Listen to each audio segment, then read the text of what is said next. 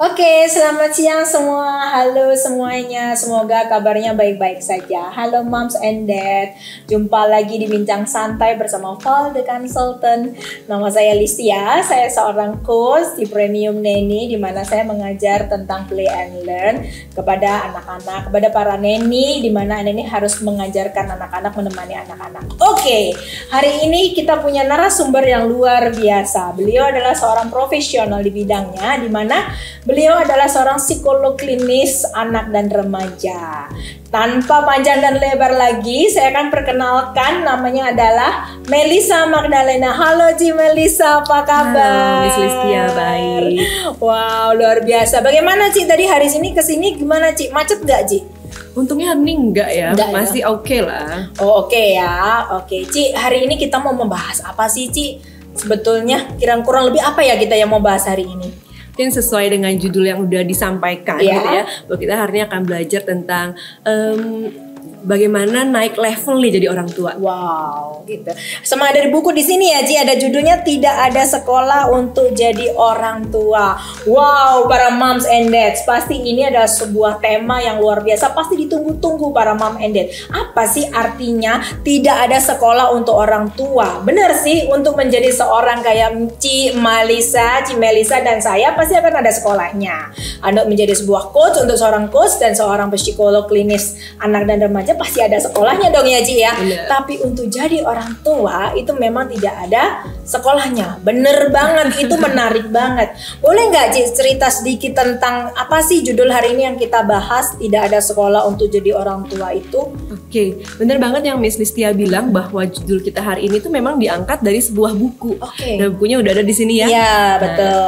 Udah pada punya belum ya Moms and Dad? Oke, silakan Moms and Dad. Oke. Di buku ini ditulis oleh seorang psikolog anak dan remaja juga, namanya Anastasia Satrio. Beliau kebetulan adalah senior saya. Oke. Dua tingkat di atas saya ketika kami lagi belajar psikolog klinis anak dan remaja di Universitas Indonesia. Wow. Nah, beliau menerbitkan buku ini dan ini mungkin bisa menjadi angin segar gitu ya, atau titik cerah buat orang tua yang mikir kok jadi orang tua tuh susah banget ya. Iya betul. Kok jadi orang tua itu kayaknya clueless ya. Kenapa mama papa saya kayaknya fine aja ketika saya kok kayaknya anak nangis mau diapain ya. Ini anaknya udah dibilangin jangan dengan lembut tapi nggak bisa. Kalau diteriakin nanti makin menjadi. nanti dilaporkan saya diviralkan. Kenapa jadi sesusah ini ya? Mungkin ini jawabannya bahwa memang disadari menjadi orang tua itu susah karena nggak ada sekolahnya menjadi orang tua. Jadi Miss Listia juga bilang buat jadi coach, buat jadi nanny aja tuh ada pelajarannya, ada pendidikannya, betul. Benar. Nah jadi orang tua kenapa yang kayaknya punya beban segitu banyak tapi nggak ada sekolahnya. Nah ini di buku ini disajikan beberapa tips and trik pengetahuan informasi tentang apa sih yang sebaiknya bisa kita punya sebelum punya anak gitu, sebelum jadi orang tua. Oke, jadi Moms and Dad, kalau ada pertanyaan kenapa, mungkin di dalamnya ini adalah salah satu jawaban ya Miss ya. Oke, nah kita sekarang mau membahas untuk lebih lagi karena beberapa orang tua di sini Moms and Dad kan belum baca tentang apa sih yang tidak ada sekolah untuk jadi orang tua. Sebetulnya untuk generasi zaman sekarang ya, kita bilang untuk bukan generasi micin lagi kan, sekarang udah generasi yang lebih maju lagi kan, generasi Z lah, gak apa ya kayak gitu. Nah tapi yang saya mau tanyakan ini, untuk parenting yang tepat sebetulnya untuk generasi saat ini itu seperti apa sih Miss? Oke, kan dari generasi ke generasi hampir sama ya. Diharapkan orang tua itu punya pengetahuan dulu nih bahwa tiap anak itu punya tahapan perkembangannya. Yang tiap tahapan perkembangannya itu punya kebutuhannya masing-masing yang berubah setiap tahunnya gitu ya. Betul. Makanya dianggap susah, dianggap kayaknya kok yang waktu itu bisa ya dikasih permen aja, kok sekarang nggak bisa? Karena memang usianya berubah, tuntutannya berubah, cara deal sama anaknya juga berubah. Nah itu yang kita perlu ketahui juga. Mungkin yang kurang diketahui adalah, yang banyak juga dibahas di buku ini adalah bahwa orang tua dan anak itu sama-sama punya kebutuhan. Yang kita setelah menjadi orang tua itu lebih banyak dikasih tahu, anaknya tuh butuh apa. Coba perhatiin dong anaknya kurang apa. Anaknya udah dikasih makan belum, udah dikasih main belum. Betul. Dan lupa bahwa kita sebagai orang tuanya nih, si orang dewasa ini juga punya loh kebutuhan untuk ditanya udah makan belum, ditanya hari ini udah minum kopi atau jadi belum. Emosionalnya dapat gitu ya, Miss. Gak cuman fisik tapi juga bener Miss Listia, emosinya juga ada. Nah, ini nih yang perlu kita sama-sama belajar bahwa orang tua dan anak itu sama-sama punya kebutuhan fisik, sama-sama juga punya kebutuhan emosional. Yang namanya kebutuhan itu akan lebih baik jika dipenuhi. Nah, itu yang mungkin akan lebih mudah bagi orang tua kalau tahu oh ada kebutuhan ya. Berarti kalau namanya ada kebutuhan perlu ada treatment khusus ya untuk dipenuhi kebutuhannya. Betul. Nah, seperti yang saya udah pelajarin as a coach ya, Miss, untuk tumbuh kembang anak itu sebetulnya Moms and Dad mungkin lebih sharing ada 5 sebetulnya kan, ada kognitif, ada sosial, emosional, bahasa dan juga fisik, dimana belajar semuanya di kebutuhan harus dipenuhi. Nah, ini kan kita belajarnya tentang anak-anak aja nih. Nah, tanpa kita mengetahui orang tua itu sendiri kan pernah jadi anak ya, dan dimana mungkin dia ada proses dimana situ masih belum mengenal apa yang seharusnya lebih dipendalami lagi gitu kan ya Miss ya. Jadi keren banget para moms and dad di rumah, dimana ternyata orang tua itu juga butuh mengerti tentang emosional, mengenal emosional diri sendiri. Nah, tentang itu boleh nggak kasih tips and trip gimana untuk bisa kan sudah terjadi nih Miss, kan nggak mungkin orang tua kembali lagi jadi anak-anak, kan nggak mungkin. Jadi gimana ya kalau misalkan emosional mereka, untuk mengenal emosional mereka tuh seperti apa tuh harus gimana sih Miss kayak gitu? Nah ini kalau ada orang tua yang bertanya kayak gini ya, saya seneng banget nih, berarti dia udah mulai paham bahwa nggak cuman anaknya aja yang harus diperhatikan, nggak cuman anaknya aja yang jadi pusat di rumah ini gitu ya, tapi juga saya penting. Saya sebagai orang dewasa, sebagai yang katanya udah gede, udah pinter gitu, saya juga penting. Karena apa? Karena parenting anak itu kan semua dari orang tua gitu ya. Makanya sumbernya ini juga harus penting. Memang harus dipenuhi dulu. Nah, cara yang paling mudah adalah belajar dulu nih tadi. Kita kan udah sebutin sebelumnya bahwa kita sebagai manusia mau usianya berapapun itu punya namanya kebutuhan emosi. Nah, namanya kebutuhan emosi itu perlu diapain? Perlu dikenali dulu.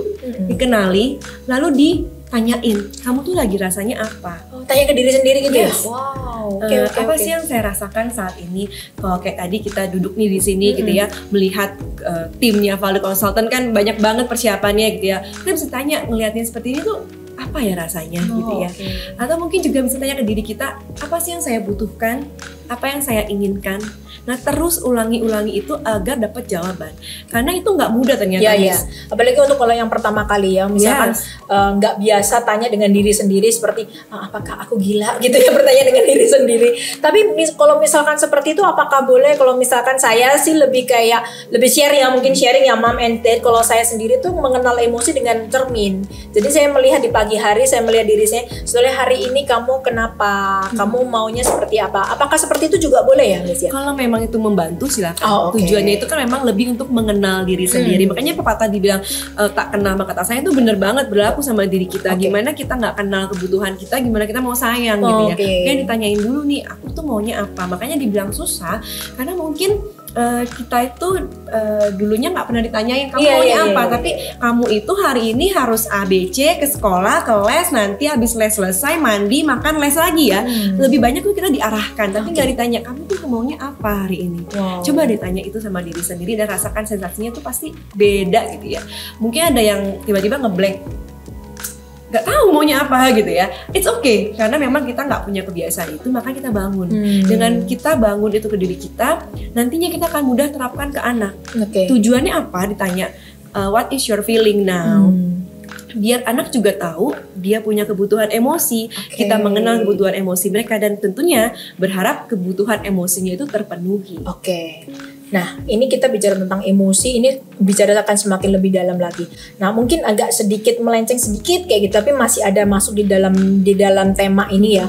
Nah, kebanyakan sorry to say kadang kan ada yang broken home ya Miss, kayak gitu kan, ada yang mama papanya mungkin nggak lengkap, jadi mungkin mamanya mungkin mereka single mom or single dad kayak gitulah ya, misalkan memang mereka berpisah, otomatis kan ada emosional yang lebih lagi. Nah, bagaimana sih cara mengenal? Kadang gini kan, kadang kita nggak sadar kalau kita sendiri itu, pas saya yakin Mom Enden di sini mungkin yang masih awam itu masih belum mengerti gimana cara mengenal diri sendiri emosi. Nah, kalau misalkan tadi seperti kayak Miss Magdalena kan bilang mengenal, tanya apa yang terjadi dengan, kadang kan ada orang-orang yang mungkin gengsi juga ya akan dengan diri sendiri gitu ya.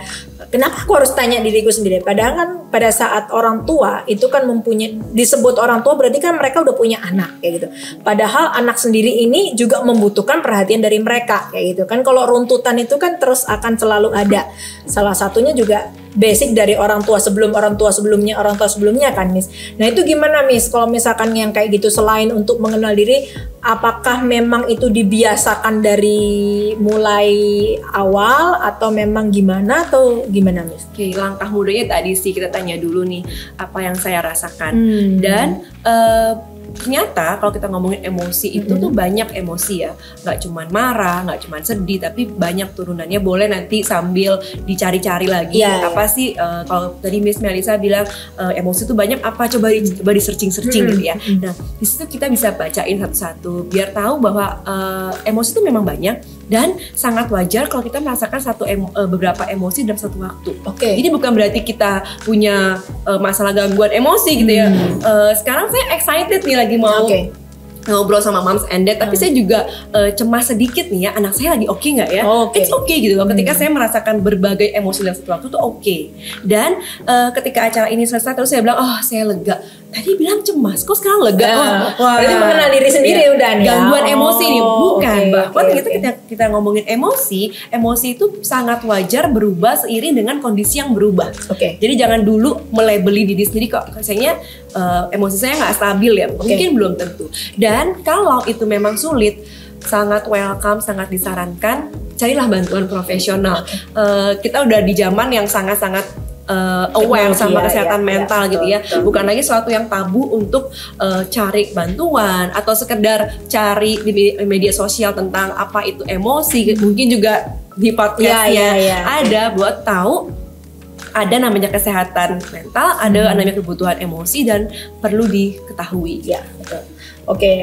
Untuk label, ini saya tertarik nih dari kata-kata label nih. Berarti kalau misalkan melabel itu kan karena sekarang di zaman sekarang itu kan seringkali orang-orang semakin memahami tentang kesehatan mental, sering kan dibilang healthy mental, oh kena mentalnya nih yang kayak gitu. Nah, untuk label ini seringkali kan Miss ada beberapa, jangan-jangan melabel diri sendiri, menilai diri sendiri, jangan-jangan saya bipolar nih, jangan-jangan saya kena ini nih. Nah itu tuh yang seperti itu tuh gimana ya Miss untuk menghadapinya ya Miss? Kadang kan kita udah ngerti nih, oh berarti ada emosional dalam diri kita, udah selesai, udah ngerti tipsnya gimana. Tapi kalau untuk orang-orang yang akhirnya terlalu aware, jadi akhirnya melabel diri, jangan-jangan bipolar nih, jangan-jangan ini gimana Miss? Yang seperti itu. Memang sekarang ini plus minus dari kemajuan teknologi bahwa kita memang punya akses yang sangat mudah, sangat cepat dengan berbagai informasi. Memang sangat boleh, tadi kan saya juga bilang cari sendiri, cari tentang emosi, memang itu boleh. Tapi memang disarankan untuk tidak melakukan diagnosa diri sendiri. Nah itu memang ada harus profesional. Profesional. Dan juga jangan lakukan itu pada anak kita.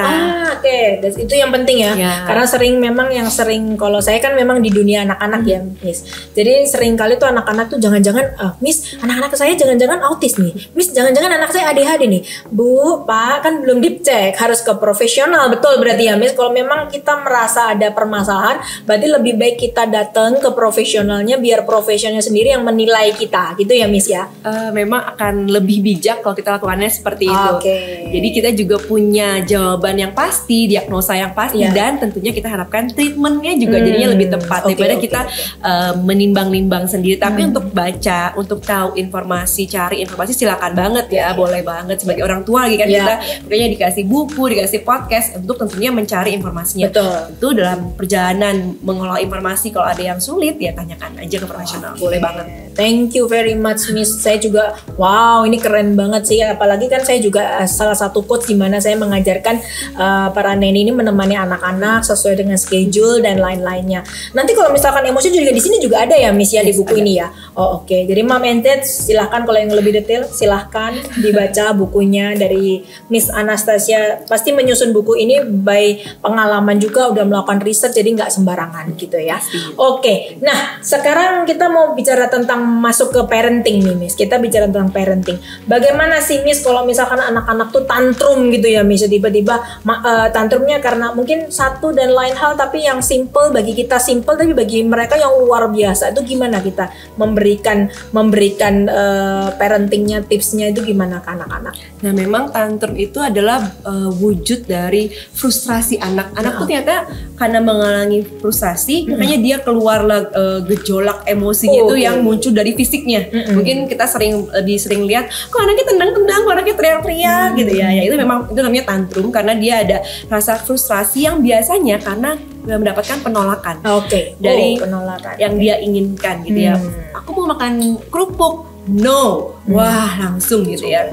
Tanpa alasan gitu ya Miss. Dan itu ternyata wajar ya, karena ada begitu banyak emosi nggak nyaman dalam tubuhnya. Dia tuh nggak tahu mau diapain ya, karena dia juga belum bisa menentukan ekspresi emosi yang wajar, yang sesuai dengan tuntutan lingkungan, makanya dia ya memang secara naluriah keluar dalam bentukan tubuhnya Tantrum gitu ya. Okay. Nah itu yang perlu kita ketahui, bahwa memang tantrum itu kan dia frustrasi. Nah kalau kita udah tahu seperti ini, kita perlu punya pola pikir. Yang perlu kita lakukan saat ini adalah apa yang bisa saya lakukan untuk membantu anak saya. Wow, jadi bukan terburu-buru mendiamkan anak saya, bikin anak saya patuh, bikin anak saya disiplin. Nah, ini lagi di luar nih, biar anak saya tuh ini kayak nurut kayak gitu ya, cakep kayak gitu, gitu ya. Nah itu bukan tujuan utamanya. Tujuan yang paling penting adalah bagaimana saya bisa membantu anak saya. Karena memang saat ini anak saya ini lagi kewalahan.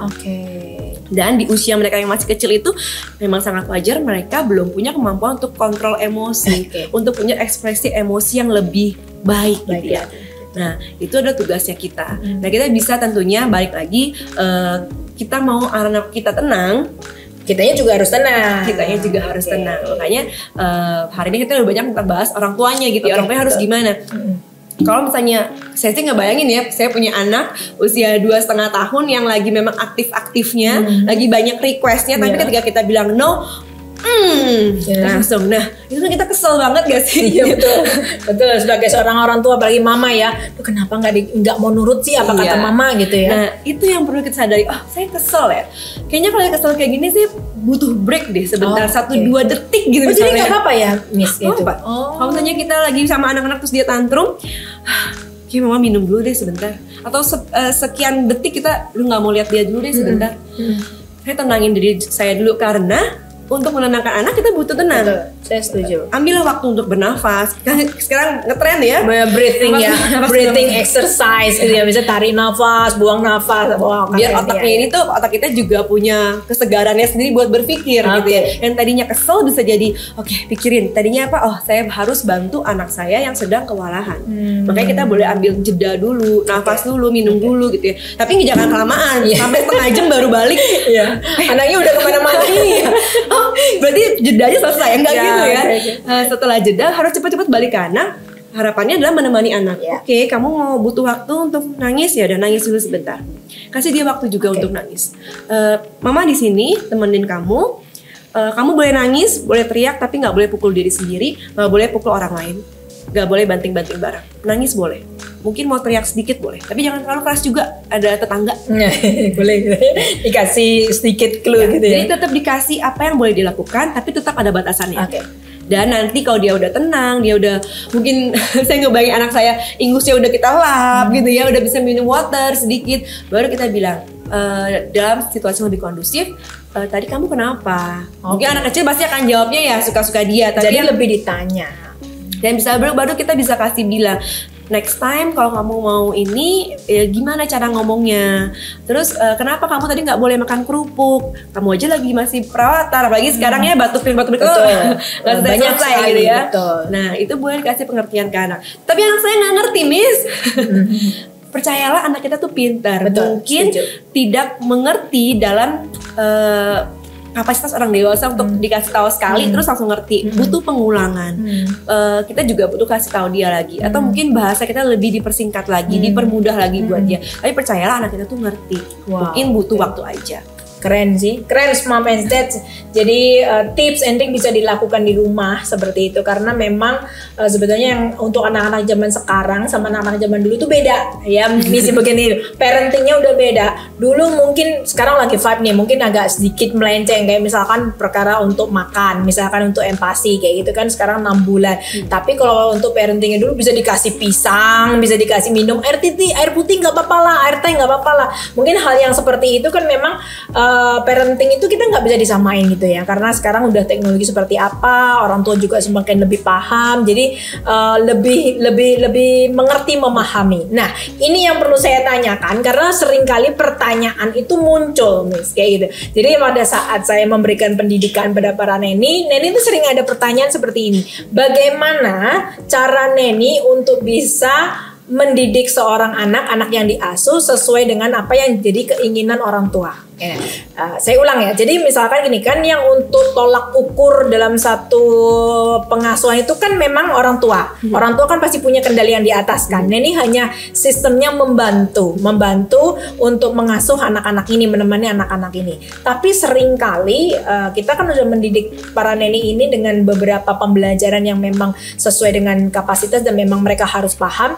Nah, itu ada beberapa kadang bentrok kayak gitu. Kadang misalkan nih kita memang ngajarin ke neni untuk gadget terutama ya, kalau misalkan semua udah pada tahu gadget itu jangan terlalu lama. Tapi ada beberapa mungkin misalkan dari kakeknya, neneknya datang, misalnya keluarga lah, intinya bukan keluarga inti ya, bukan inti sampai inti gitu ya. Jadi gimana nih, kayak misalkan yang seperti itu, kita ini sebagai seorang neni misalkan itu harus seperti apa, yang seperti itu kan memang pasti akan menurut apa kata orang tua. Tapi bagaimanapun juga kan orang tua pasti punya keluarga juga kan, Miss, kayak gitu. Itu gimana ya, Miss, kayak gitu kadang? Ini mungkin dilema banyak orang. Iya betul. Itu jadi kayak gimana ya, mau kita ngasih tahu mereka nanti tersinggung. Kayak terlihat kayak, apalagi kalau nenek dan kakek kadang-kadang, dulu kamu juga digituin nggak apa-apa kan gitu ya, sering kayak gitu.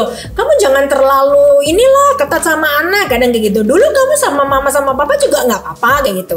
Untuk telat bicara misalkan space in delay juga kamu dulu telat ngomong gitu. Padahal kan saat-saat ini harus aware kayak gitu kan, banyak cinta. Ini yang sebagai orang tua memang kita perlu tahu nih, ada beberapa hal saat mengasuh anak itu bukan lagi tentang sama atau enggak sama waktu zaman saya, waktu zaman papa mama saya, tapi masih relevan nggak sama zaman sekarang. Jadi ketika dibilang seperti itu, kita boleh melakukan pembelaan. Ya, zaman sudah berubah, ada beberapa kondisi yang berubah, bukan lagi harus menerapkan A to A, tapi A itu masih relevan nggak sekarang? Kalau masih relevan ya saya terapkan, tapi kalau udah nggak relevan, makanya saya butuh pembaruan, saya ada modifikasi, saya belajar lagi, dan ya tolong dimengerti. Tolong diterima gitu ya. Keren banget sih, keren banget. Ini bagus banget kalau memang diajarkan. Kalau kita lagi sama anak-anak itu nyatanya penting itu memang namanya rutinitas ya.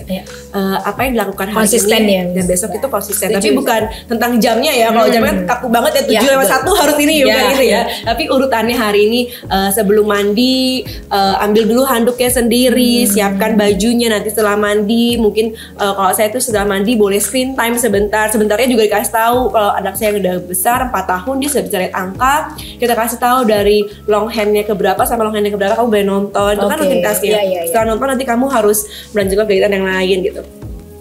Ternyata rutinitas itu penting buat anak agar anak tuh merasa aman dalam kehidupan sehari-harinya. Dia punya kontrol, dia punya prediksi. Setelah ini saya apa, setelah ini saya apa, setelah ini saya apa. Lebih ke time management ya, Miss. Iya, dia juga ngerasa bahwa bayangkan nih kalau kita kerja, kalau kerjaannya itu semua on call gitu ya. Miss Tia hari ini, nanti hari ini, besok ganti lagi. Stres.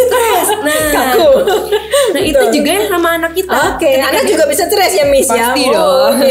Kalau kita udah kasih dia rutinitas, maka dia akan bisa lebih nyaman gitu ya. Dan juga ternyata pada orang tua itu bisa mengurangi stres pengasuhan, atau mungkin pada neni juga mengurangi stres karena kita sama-sama udah tahu abis ini ada ini.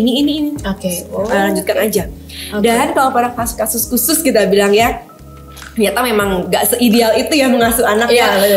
Udah diajarin, udah dikasih buku kok, tapi pada prakteknya memang masih ada kasus-kasus spesial gitu ya. Nah, ini yang kita mungkin perlu sampaikan ke berbagai pihak, bahwa setuju ya, sepakat ya bahwa rutinitas itu perlu bagi anak. Namun kalau ada beberapa kasus yang kondisi memang anak itu nggak bisa melakukan sesuai dengan rutinitasnya, yang perlu kita lakukan adalah komunikasikan kepada anak. Kalau kasusnya tadi kan screen time-nya jadi berpanjang gitu ya. Mungkin kita harus kasih tahu, oh ya, kamu kan memang boleh screen time biasanya 30 menit.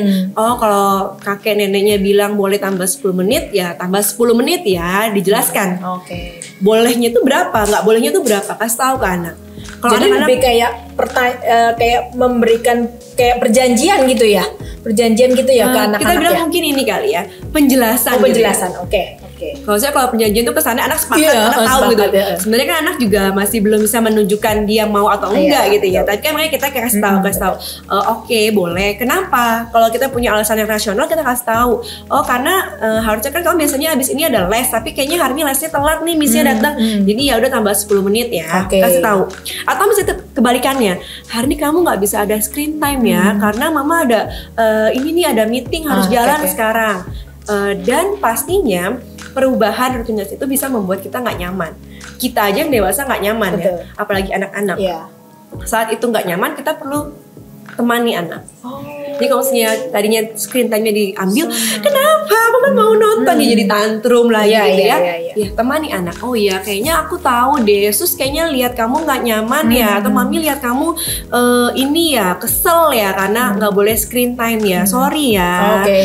Mbak temenin ya, mami temenin ya. Tapi memang nanti kalau ada waktu lebih kita kasih screen time. Jadi boleh temanin, boleh kasih penjelasan, dan juga boleh ada namanya solusi lain. Ini menawarkan anak untuk fleksibel tapi dengan sesuai kemampuannya dia. Kalau kita paksa gitu. Berarti kata-kata sorry, kemudian thank you, excuse me itu penting ya. Oke, Miss. Nah, saya mau tanya nih, pasti orang tua ditanya, ini kita ngobrol terus ya. Pasti orang tua tuh pengen tahu di mana kita bisa beli buku ini nih, Miss, untuk tidak ada sekolah untuk jadi orang tua ini kira-kira, Miss. Oh, saya sendiri ini belinya dari official store-nya si Toko Orange. Nah, boleh nanti dicari di situ. Oh, gitu. Tapi kalau melalui dari kita juga bisa ya, Miss, ya, dari Val The Counsel.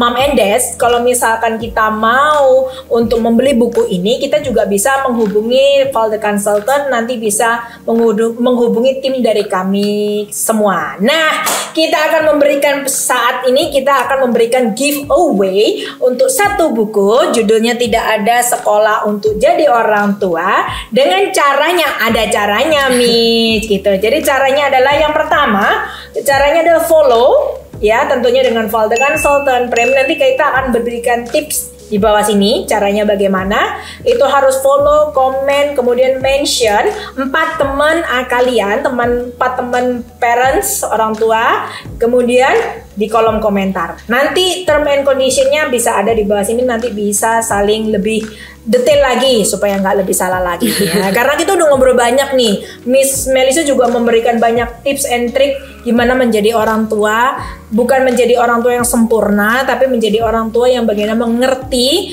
mengenal dan kondisi emosional berdua, secara dengan orang tuanya juga, anaknya juga. Wow, thank you banget nih, Miss. Oke, pertanyaan yang terakhir, Miss. Ini sangat mengganggu di pikiran saya.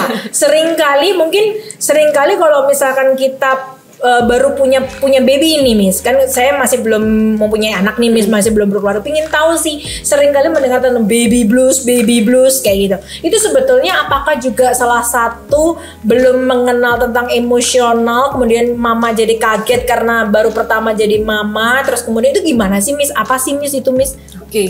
Nah, kayaknya Miss Listia udah baca buku nih ya.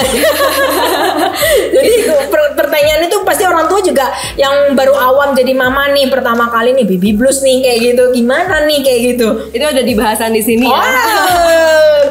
Tapi saya cerita sedikit kali ya, karena memang itu sangat wajar untuk bisa dialami seorang ibu ya. Saya sendiri tuh selalu bilang saya ajak moms and dad buat para pendengar, penonton gitu, untuk membayangkan perubahan yang sangat besar terjadi di diri kita. Mungkin kita nih sebagai perempuan, jadi kita bisa bilang yang hamilnya, yang melahirkan, tapi juga sebenarnya untuk yang melihatnya, yang mendampinginya, ayah atau suami kita itu kan juga mengalami perubahan yang besar. Betul. Nah, spesialnya di ibu itu bukan hanya kondisi luarnya berubah, tapi juga di dalam fisiknya. Bayangin, ini saya yang segini badannya, terus tiba-tiba tiap bulan semakin membesar, semakin melebar, semakin gak jelas bentuknya gitu ya. Jadi curhat nih saya ya. Saya masih belum bisa curhat. Tapi bisa dibayangkan ya, betapa kita jadinya berubah. Mungkin ada juga jadi gak kenal diri sendiri gitu ya. Terus mengalami proses melahirkan gitu ya, yang tentunya punya tantangannya masing-masing, punya ceritanya masing-masing, yang banyaknya ceritanya kan pasti menantang gitu ya. Terus setelah itu jadi berubah gitu ya, secara kita ngomongin fisik dulu deh. Fisiknya setelah melahirkan itu hormonnya kan juga masih nggak stabil. Yang tadinya ada sesuatu dalam perut kita sekarang hilang. Itu pun jadi sesuatu yang bingung mungkin kadang ya. Bingung juga, tapi mungkin juga orang kurang banyak perhatikan gitu ya, langsung fokus pada anak kita. Tapi kita sebagai individu itu kan merasa ada kehilangan, ada perubahan gitu ya. Itu perubahan dari fisiknya. Tentunya hormonnya berubah, emosinya juga jadi berubah. Yang tadi tuntutannya adalah tadinya ya udah hamil, bawa anak, makan ya buat diri sendiri. Tapi sekarang abis makan harus menyusui anak, harus ngurusin anak, harus apa-apa tentang anak gitu ya. Itu kan perubahan dunia kita tuh jadi berubah, center of the world kita berubah, yang tadinya tentang kita jadi tentang anak. Itu sebuah perubahan yang nggak mudah. Mau jadi, saya sendiri yang katanya seorang psikolog, sudah belajar tentang perkembangan anak selama 7 tahun ya, dalam perkuliahan ada sekolah ya, ada sekolahnya jadi psikolog, ada prakteknya jadi psikolog. Tapi ketika saya mengalami itu, saya juga tahu, saya sadar bahwa itu bukan hal yang mudah. Perubahan itu sangat gak mudah gitu. Nah, apalagi kita bandingkan pada orang tua yang mungkin belum punya pengetahuan yang cukup gitu tentang ada loh perubahan itu, ada loh hal gak nyaman itu. Sedangkan tuntutannya adalah, ayo jadi orang tua yang sempurna, ayo Pak, kamu pasti bisa, apa-apa anak. Nah, perubahan yang nggak mudah itulah yang sangat bisa memicu tentang jadinya baby blues gitu. Tapi kabar baiknya, itu semua bisa di treatment, bisa kok disembuhin, bisa kok ada P3K-nya, bisa kok dihindari, yang paling penting bisa kok dihindari. Ya dengan apa? Dengan ada persiapan yang matang, baca buku, konsultasi, itu bisa sangat membuat kita jadi lebih siap. Ketika ada perubahan yang nggak bisa kita hindari itu, tapi kita punya namanya kekuatan lebih lah ya untuk bisa menghadapi perubahannya. Jadi bukan tentang meniadakan perubahannya, tapi kita bisa deal dengan perubahannya itu. Seru banget nih. Tentunya pasti support suami juga pasti harus ya. Itu paling penting kan. Kadang ada nih para ayah bilang, ya kan tugasnya ibu untuk mendidik anak kan, kayak gitu. Ini kalau bicara itu pasti panjang lagi nih Miss, kayak gitu. Kayaknya kita butuh podcast sesi 2 ya. Betul, nanti kita akan ada part kedua gitu ya. Oke, thank you Miss Melisa. Hari ini sangat-sangat luar biasa. Pertanyaan-pertanyaan itu cukup mungkin menjawab para neni yang memang para neni memang biasa sama neni kan saya menjawab semua para orang tua yang ada di sini, Mom and Dad, dan juga tentunya saya sebagai coach untuk memberikan masukan-masukan juga para neni ini supaya lebih bisa paham lagi menghadapi baby blues dan lain-lain seperti itu ya. Thank you semuanya Moms and Dad. Nanti kita bisa akan lebih bincang-bincang lagi, kita akan ketemu lagi di bincang-bincang santai bersama Val the Consultant. Sampai ketemu di bincang-bincang santai berikutnya. Sampai jumpa. Terima kasih Miss Melisa. Bye-bye. Jangan lupa bukunya. Thank you. Bye all. Sehat selalu.